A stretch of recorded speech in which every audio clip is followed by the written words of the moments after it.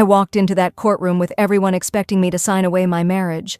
My husband wanted his mistress. My mother-in-law wanted me destroyed. But I had evidence they never knew I collected. Photos of their secret agreements, recordings of their cruel plans. When I revealed everything, 3 lives shattered in minutes. Before you judge me for what I did, hear my story. If you've ever been betrayed by the people who promised to love you, this is for you. Subscribe now, because this isn't just about divorce. It's about a wife who played the long game and won. Hit that like button if you believe karma is real. Now let me show you how I brought down an empire built on lies. My name is Paisley, and 1 year ago I thought I was living a fairy tale. I was managing a small art gallery downtown when Calvin walked in during a charity exhibition. He wasn't just handsome, he was magnetic. The kind of man who made everyone in the room turn and look. But what caught me off guard was how he looked at me. Not through me, like most wealthy people did. Actually at me, like I mattered. Our romance happened so fast it made my head spin. Expensive dinners, weekend getaways, flowers delivered to the gallery every single day. Within 3 months, he proposed with a ring that probably cost more than my annual salary. I remember calling my father, crying happy tears, telling him I'd found the one. My dad was worried. He said things that move too fast usually crash hard. I should have listened. The wedding was extravagant. Too extravagant, honestly. I felt like a doll being dressed up and paraded around. But the worst part? Patricia, Calvin's mother. She smiled for the cameras, but her eyes were ice cold whenever she looked at me. During the ceremony, when the photographer asked for family photos, Patricia conveniently disappeared. When I mentioned it to Calvin later, he just kissed my forehead and said, "Don't worry about my mother. You have me." That should have been my first red flag. After the honeymoon, we moved into the family mansion. Yes, with Patricia. Calvin said it was temporary, just until we found our own place. That temporary arrangement became my prison. The first month, Patricia was subtly cruel. She'd comment on my cooking, "I suppose you did your best with your limited experience." She'd criticize my clothes. "That dress is charming for someone of your background." She'd rearrange furniture I'd placed, dismiss my opinions during family discussions, and worst of all, she instructed the household staff to ignore my requests. I'd ask for tea and they'd look right through me until Patricia nodded her approval. "Calvin?" He dismissed everything. "She's just traditional, sweetheart. Give her time." Time. As if time would make his mother stop treating me like an intruder in what was supposed to be my own home. By month 9, I noticed Calvin changing. He started taking calls in other rooms, coming home late smelling like perfume that wasn't mine. He'd be on his phone constantly, smiling at texts he'd quickly hide when I walked in. My gut told me something was wrong, but I didn't want to be that wife, the paranoid, jealous one Patricia already accused me of being. One Thursday evening, Calvin said he had a late business meeting. Something in his voice felt off. I did something I never thought I'd do. I followed him.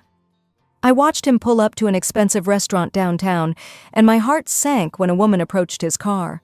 She was stunning. Tall, perfectly styled, wearing a silver dress that probably cost more than my entire wardrobe. She kissed him. Not a friendly peck. A real kiss. And he kissed her back. Her name was Sienna.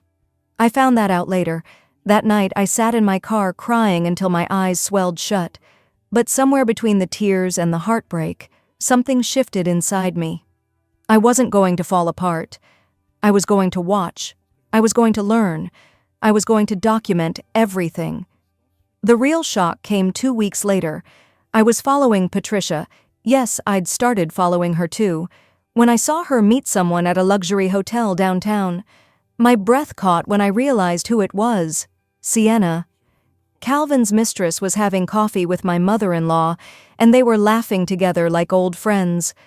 I managed to get close enough to hear pieces of their conversation, and what I heard made my blood run cold. "Calvin is ready," Patricia said, stirring her tea with that same cold smile I'd come to hate. "He's bored with her already. The prenup is airtight. She gets nothing." Sienna leaned in, her voice dripping with anticipation. And after the divorce? Then you can marry him properly, Patricia replied. Like we planned. I barely made it back to my car before my legs gave out. Like we planned. This wasn't just an affair. This was a conspiracy. Patricia had chosen Sienna for Calvin, and I was just an obstacle they needed to remove. Every cruel comment, every humiliation, every moment of isolation, it was all part of a plan to break me down until I'd leave on my own. But I wasn't leaving. Not anymore. That week, I became a different person. I started recording conversations. I documented every insult Patricia threw at me. I followed them both, took photos, kept receipts, and then I got bold. One afternoon, when Patricia left for her weekly spa appointment, I went into her private study. My hands were shaking so badly I could barely hold my phone, but I searched through her desk until I found it. A folder labeled Calvin's Future. Inside was a document that made me forget how to breathe. It was a marriage agreement between Patricia and Sienna, dated 2 months before I even married Calvin. The terms were clear. Sienna would marry Calvin and become part of the family empire. Patricia's signature was right there at the bottom, next to Sienna's. They'd been planning this before I ever said, I do. I photographed every single page. Then I kept digging. Bank statements showing monthly transfers from Patricia to Sienna, thousands of dollars, paid regularly. Patricia was literally paying this woman to seduce my husband. I found hotel receipts, text message printouts, even handwritten notes from Patricia with phrases like Operation Remove Paisley and Timeline for Transition. The cruelty got worse after that. Patricia started publicly humiliating me at family dinners, accusing me of stealing jewelry I'd never touched, spreading rumors that I was mentally unstable. And then one evening, Calvin brought Sienna home for dinner as mother's friend. I served them tea while the three of them laughed and talked like I was invisible. When Patricia looked at me that night, she said something I'll never forget. Some women are wives, Paisley. Others are just placeholders. I excused myself, went upstairs, and cried until I couldn't cry anymore. Then I called a lawyer. Her name was Attorney Harrison, and she was known for destroying powerful men in divorce court. When I showed her everything I'd collected, her eyes lit up. But then she found something even better. She contacted the lawyer who'd handled Calvin's father's estate and discovered an original prenup, one created by Calvin's father before he died. It protected all family spouses equally. Patricia herself had been protected by this exact document when she married into the family. The beautiful irony? The same prenup that once saved Patricia would now save me. Attorney Harrison's strategy was simple. Let them think they'd won, then strike in court with maximum impact. Exactly 1 year after my wedding, Calvin came home with his lawyer and threw divorce papers on the table. This marriage was a mistake, he said, cold as ice. Patricia was watching from the doorway with that satisfied smile. And through the window, I could see Sienna's car in the driveway. They'd planned this moment together, all three of them. You have 24 hours to sign, Calvin continued, or this gets ugly. I looked at him calmly. I need time to think. Patricia actually laughed. Think? You have nothing. You are nothing.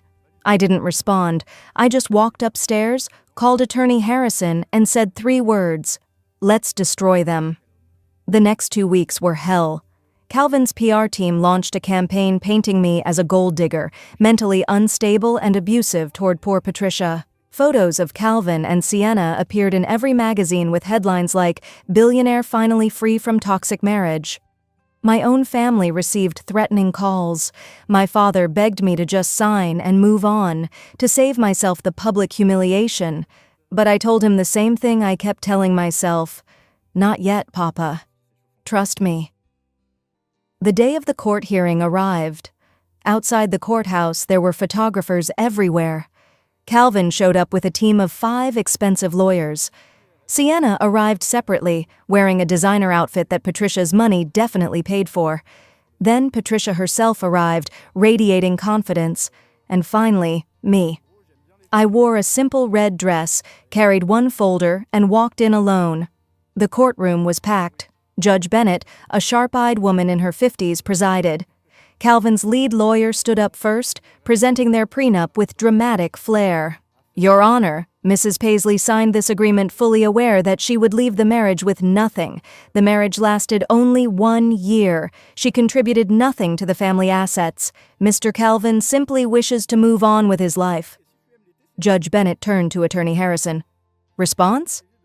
We have questions first, Your Honor, my lawyer said calmly. She started with Calvin. Mr. Calvin, is there another woman in your life? Calvin shifted uncomfortably. That's irrelevant to these proceedings. I'll rephrase. Do you know a Miss Sienna Rodriguez? Calvin hesitated just long enough for everyone to notice. She's a family friend. Just a friend? Is she in this courtroom today? Every head in the room turned. Sienna was identified in the gallery, her face flushing red. Judge Bennett's eyebrows raised slightly. Then Attorney Harrison turned to Patricia. Mrs. Patricia, how would you describe your relationship with your daughter-in-law? Patricia sat up straighter. I've been nothing but welcoming. She's been difficult. Difficult how? Ungrateful, paranoid, jealous of our family's success. I see. And Ms. Sienna Rodriguez, how do you know her? A friend of the family. For years. How many years exactly? 3, perhaps 4. Attorney Harrison smiled. So, before Paisley married your son?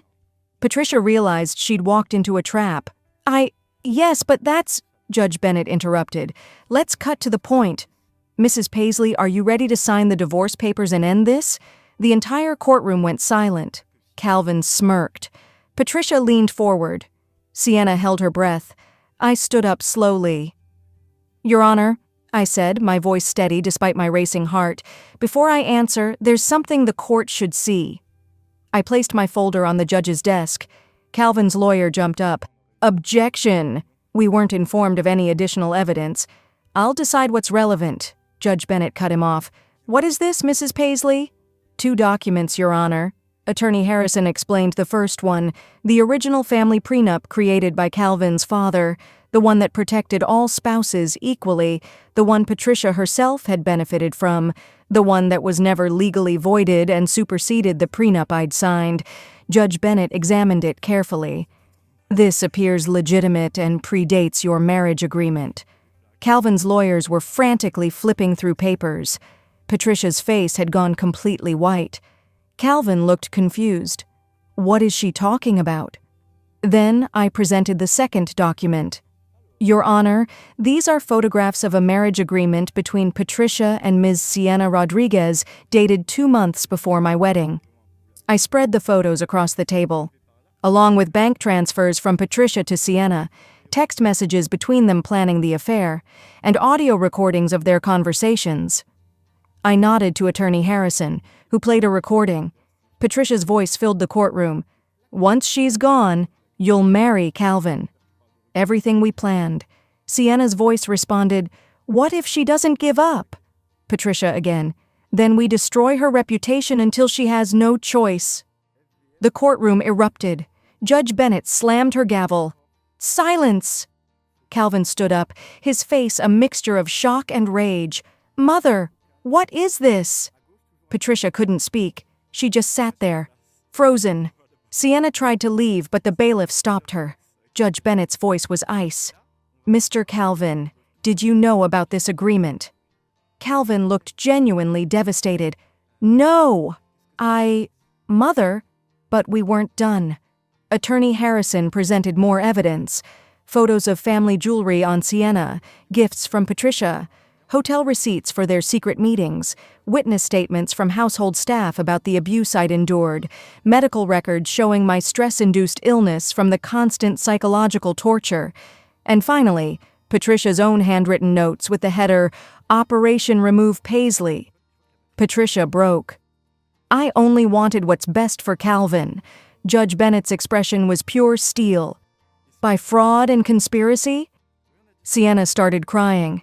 She offered me money, status. I didn't think it would go this far. I'm sorry. Calvin's voice cracked. You used me? Both of you? Patricia's composure finally shattered completely. That girl wasn't good enough for our family. I did what any mother would do. Judge Bennett leaned forward. Any mother would pay someone to seduce her son and destroy his wife?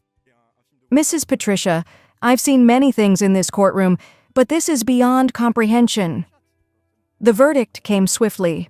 The original prenup was valid and enforceable. I was entitled to a fair settlement from the family assets. The evidence of conspiracy and fraud was being forwarded to the district attorney's office. Patricia would face investigation into her finances, and Calvin, ironically, was noted in the record as a victim of manipulation by his own mother. As I walked out of that courtroom, photographers were screaming questions. Calvin's business partners had been watching the live coverage. By evening, his company's stock had dropped 15%. Patricia was escorted out by security, her carefully constructed image in ruins. Sienna faced potential fraud charges and social exile. No wealthy family would touch her now. Calvin tried to call me that night, then the next night, then every night for 2 weeks. I never answered. 6 months have passed since that day. I used my settlement to start a foundation for women escaping toxic marriages. We help them document abuse, connect them with lawyers, provide safe housing. Every woman who walks through our doors, I see myself a year ago, scared, isolated, but not quite broken. Patricia is still fighting legal battles. Her friends abandoned her. The society that once celebrated her now whispers behind her back. She's alone in that big mansion, surrounded by money but no one who cares. Sienna's modeling career evaporated overnight.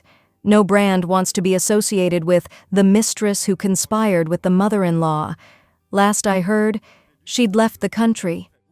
And Calvin? He sent me a public apology letter. It was published in the same magazines that called me a gold digger. He admitted to being manipulated, to being weak, to failing me. He's in therapy now, trying to understand how his own mother orchestrated the destruction of his marriage. I wrote back just one line. I forgive you, but I'll never forget. Because here's the truth. They say revenge is a dish best served cold. Mine was frozen solid and served in a courtroom with evidence receipts. Patricia thought she could destroy me because I came from nothing. Sienna thought she could steal my life because she was beautiful and connected.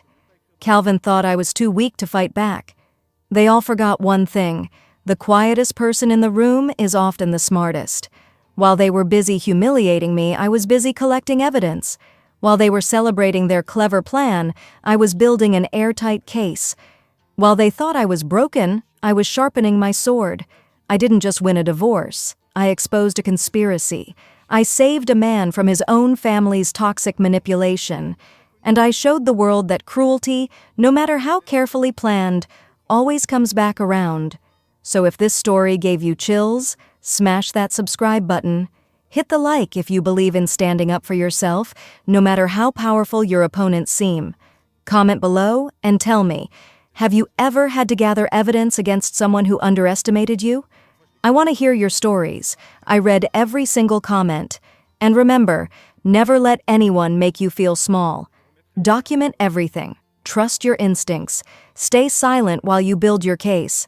And when the time is right, strike with nothing but the truth. Because the truth, presented at the right moment, is the most powerful weapon you'll ever have. I'm Paisley, and this was my victory. Until next time, stay strong, stay smart, and never let them see you coming.